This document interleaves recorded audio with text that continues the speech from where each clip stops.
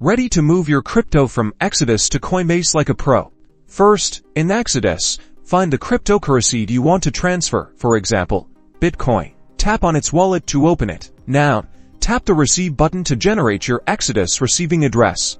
Copy this address, being super careful to get the entire string of characters. Switch over to Coinbase and navigate to your Assets tab. Then find the same cryptocurrency, Bitcoin in this case, in your Coinbase portfolio. Now, tap the Send button.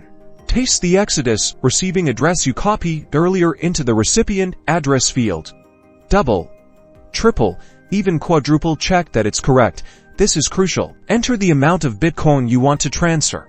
Coinbase will also display any associated network fees. Tap Preview Send and carefully review all the details, the address, the amount, and the fees. If everything looks good, confirm the transaction. Head back to your Exodus wallet to check your transaction history.